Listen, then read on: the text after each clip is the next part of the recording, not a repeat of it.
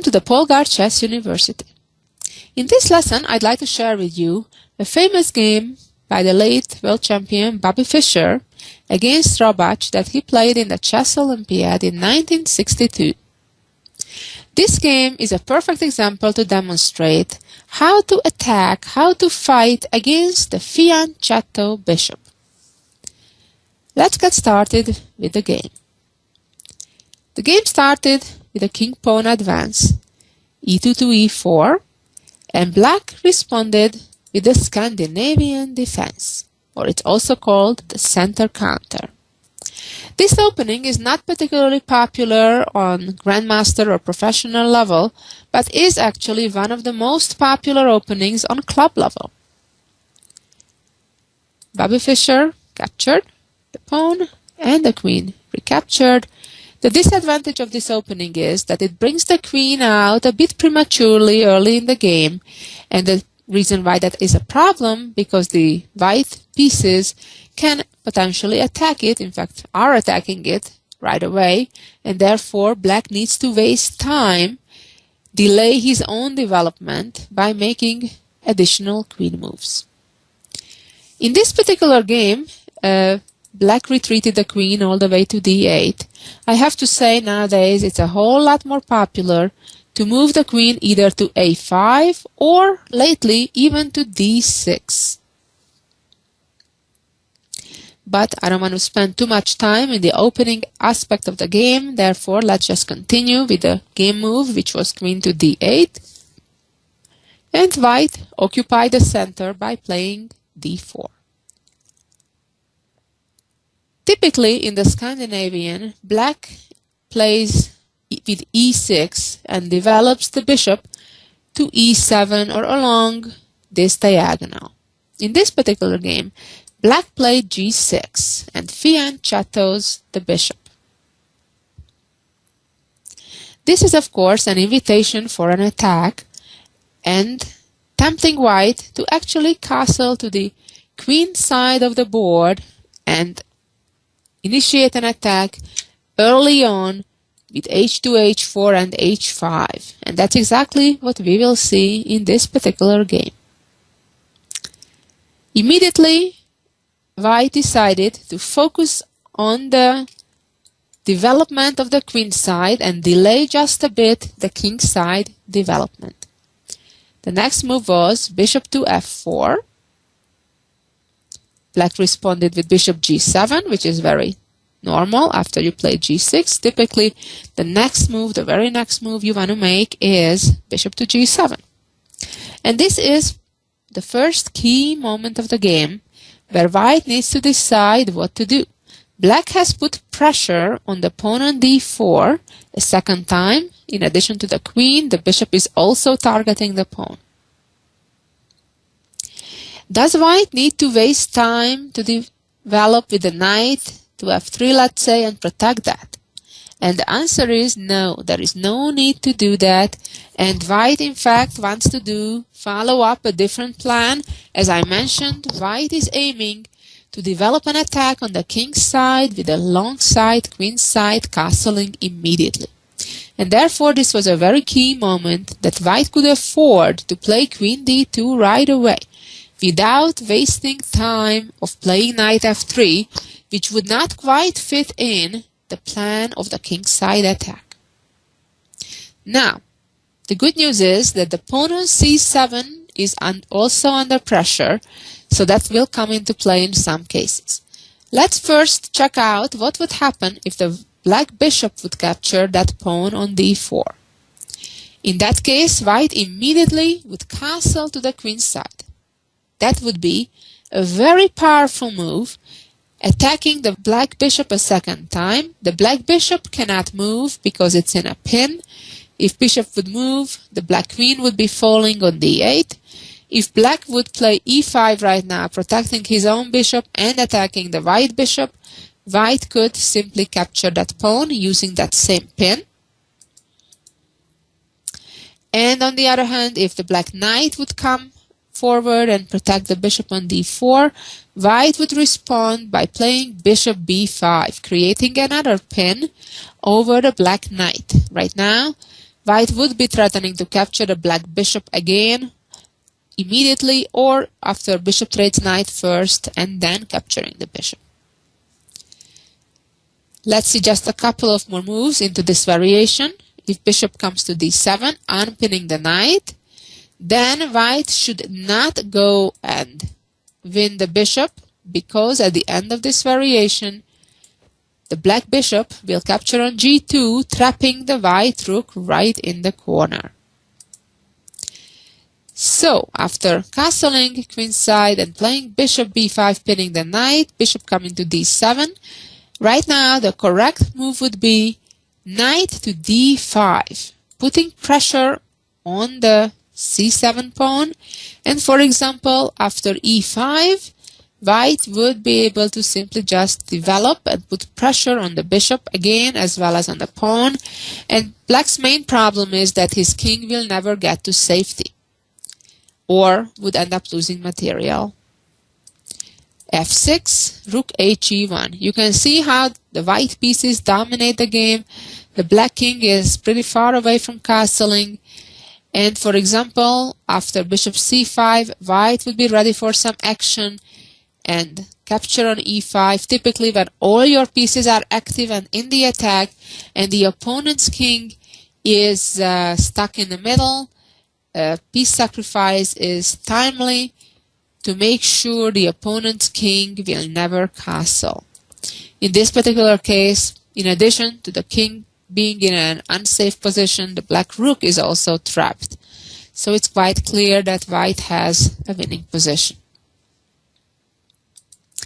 Let's go back a few more moves all the way to the game position, where black had also the choice to capture that very pawn with the queen instead. If queen captures, it's a bit better, but nevertheless gives white a significant advantage. After knight d5, now the knight is threatening to capture on c7, not only just capturing a pawn, but also giving a fork or trapping the rook if it gets there. If black chooses to try to defend against that, then the white bishop will capture on c7, winning the pawn back and threatening on the following move to trade bishops, followed by the fork with knight c7. White's position is clearly superior here as well. Getting back to the game, black continued by playing knight to f6, getting ready to castle. And white already is right there. And the next couple of moves of black's kind of stamped the rest of the game. Even though black played a couple of very natural moves, they were moves in the wrong direction. At this point, black had to take very seriously white's threat of playing bishop h6 in the near future, as well as the advancement of the h-pawn. One attempt that would have been better here was to play knight d5 right away, and then castle, trying to trade as many pieces as possible. Typically, when you are under attack, the more pieces you succeed to trade without loss of material, the better you're off, and the less effective the opponent's attack may get.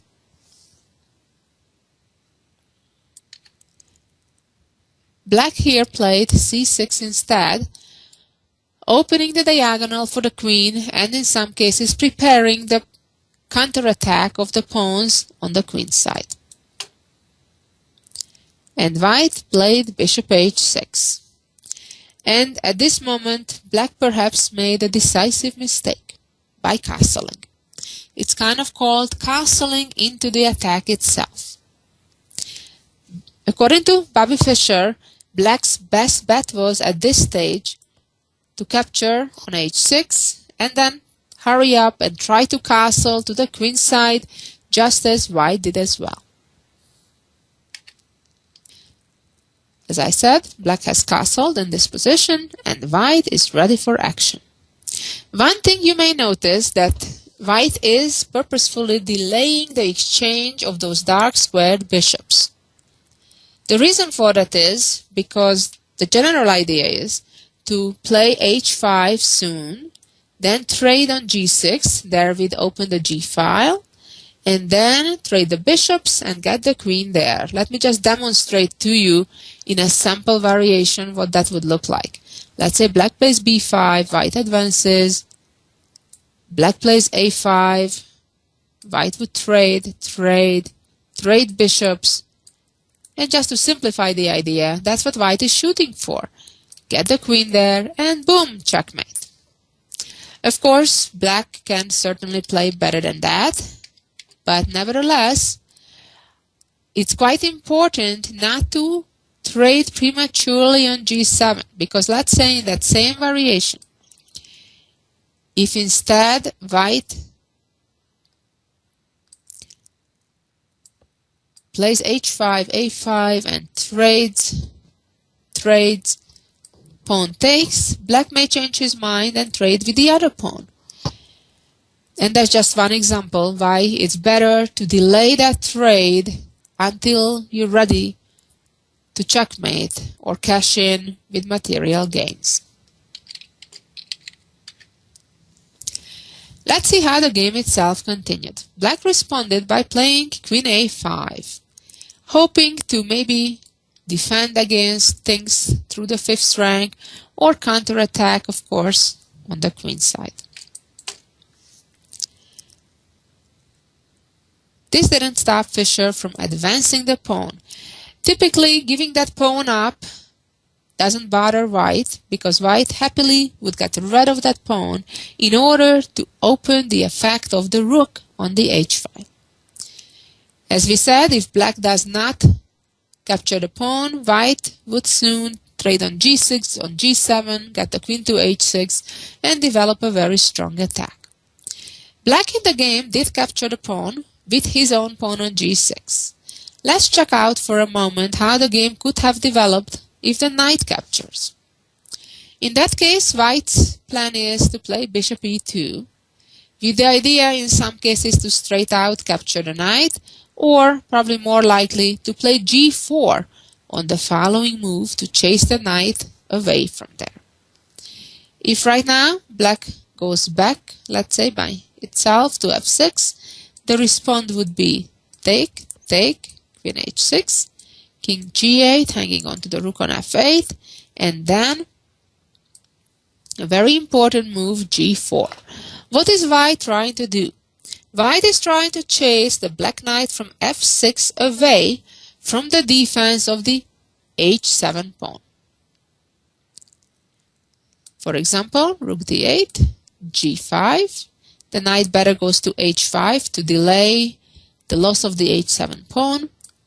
Bishop takes, pawn takes, rook takes, threatening queen takes pawn. Bishop comes to f5, protect. And now a very key idea, important idea, g6. This move disconnects the bishop's protection to the h7 pawn, and in this case, quite importantly, the bishop cannot capture that pawn on g6 because of the pin along the 5th rank. In this position, if the pawn captures on g6, white will capture the pawn, and then the attack will be quite deadly after these upcoming checks, and if the king moves to e6, rook e1, and the game is pretty hopeless for black. Let's go back and see how the game proceeded after black in this position captured the pawn with the g-pawn. White simply has the time right now to finish development and position the rest of his minor pieces, the bishop and the knight on the king side, so they most effectively will help the attack. White continued with bishop to d3. Of course, the bishop is totally ideally positioned, aiming at the h7 pawn. If bishop would try to counter that with bishop f5, again, the problems are the pins. Pins on the 5th rank and pin on the g file.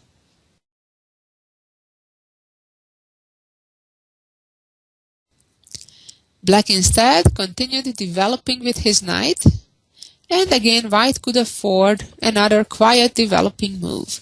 This knight may end up on g3 and then f5, or h5, or simply, of course, equally importantly, it cleared the g1 square for the rook. Black played rook to d8, a move that clears the f8 square for the knight, which of course may look pretty good coming to defend the king. And now this is, I would say, another very critical position of the game where white needs to attack very aggressively. And white sacrifices a second pawn to open the g-file in this case. Right now, if black would capture the pawn with the h-pawn, that would reopen the h-file, and white would be ready to get his queen to h6. That, as we know already, is extremely dangerous when the queen gets there. What would happen on the other hand if black captures the pawn with the knight? Then white would simply play rook d to g1 with the threat of then playing f3, chasing the knight away. Again, it's very important to recognize the pin that black faces, so capturing the bishop would only help white. The game itself continued by black playing knight to f8, trying to get that knight perhaps to g6 in some cases. Or, after the game move, pawn takes pawn, knight to e6, trying to get some defensive forces near the king. Of course, white is not even a pawn down, so white can afford to play just simply good moves, natural moves that improve the attack, brings more forces against black's king. And played rook d to g1. Now the bishop is in a pin again. In fact, white threatens with a simple trade on g7 and then using that pin with h6 after the black knight recaptures. So the black king needs to run.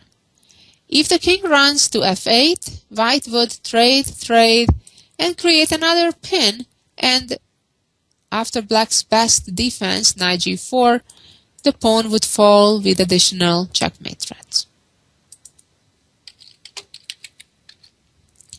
Therefore, in the actual game, the king ran to the corner. White's response was similar, trade, and came queen h6, threatening to capture the knight and checkmate. If now the black knight moves away, then white could deflect the knight, remove the guard from the g7 square, and then after the knight disappears from e6, with g7 checkmate.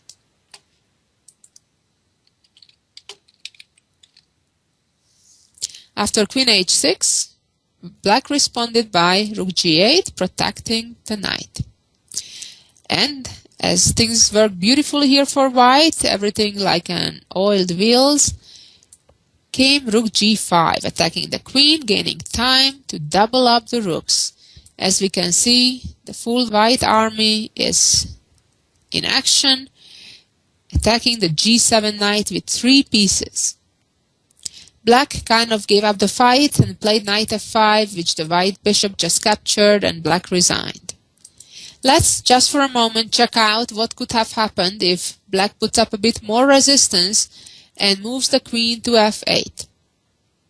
Now, impressively, white would play d5, a very important move.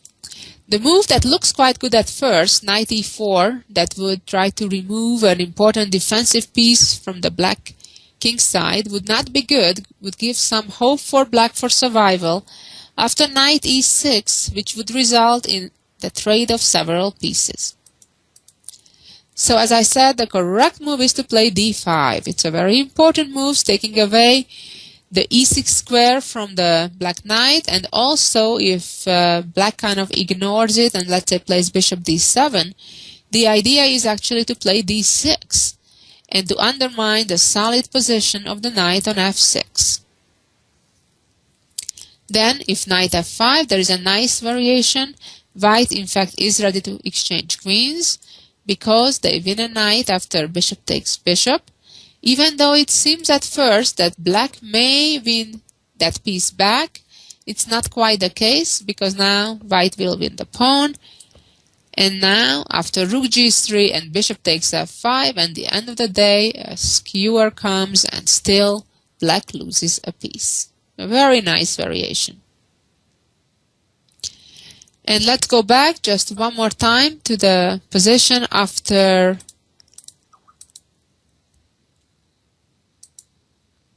d5. In this position, if black captures the pawn, then white would simply play knight to d5, again with the same idea to remove the guard of the h7 pawn. And of course, if knight takes knight, that wouldn't be just a pawn, but it would be a checkmate. So this was a very fine game of Bobby Fischer, a very straightforward game, where against a pretty standard developing setup for black, he just kind of brute force, castle to the opposite side, created a typical queen d2 and bishop h6, followed with the h-pawn marching up, attacking plan, and kind of worked very, very well. Well, the bottom line is, it's certainly not a bad setup for you to try if your opponent develops his bishop to g7. At the same time, I have to say, if you are someone who likes to develop your bishop to fianchetto to g7, it's not something to give up or to be that dreadful of. If you see that the attack is coming, like black should have seen in this game, on move 8, black should have understood that trouble is on its way and let me castle to the other side. Or, in some other cases, you have to make sure you develop your counterattack on the other side of the board timely. Like in this game, black never even got started with his attack on the other side of the board. A very instructive game. I suggest you listen to it again and understand what black's mistakes was. After castling to the king side, black pretty much was in trouble because their counterplay on the other side of the board was just so much behind. After this instructive game, let's see a real fun position, the jewel of the week. Here we go. Let's see this position, which looks pretty plain with completely even material and in fact having opposite colored bishops on the board, in addition to having rooks as well. Typically, an endgame of such, where there is such little material and it's all even, especially with opposite colored bishops, the game should end in a draw. However, in this particular case, there are some very interesting tactics involved. The good news is that we can notice immediately that there is a pattern for discovery in the air. And the first move, therefore, is very natural. It was white to move, and as usual, I suggest you try to figure out the correct solution. In this particular case, I suggest that you look hard for the correct black defense after the first white move, which is quite natural. Then come back and look at the solution. Here we go. The first move was very, very tempting. That is, rook takes bishop. If now the king takes the rook, bishop takes rook, and obviously white won a bishop and has an easily winning position. If the black rook gives a check, trying to get away, then white will not move his king and lose the rook, but would use that same rook to block the check, maintaining the extra bishop. But black has a trickier move than that, and that is moving the rook to g8. Now the white rook is hanging, and the black rook is threatening to create a fork by giving a check with rook g5. If you missed this move, I suggest you stop now again and try to figure out how to win from here on. And here, amazingly, white can still win. They cannot save the bishop, but can win the game. The rook needs to retreat to c4, followed by rook g5, king e6, rook takes bishop. But how on earth will white win this game? There is no checkmate. The rook is safe.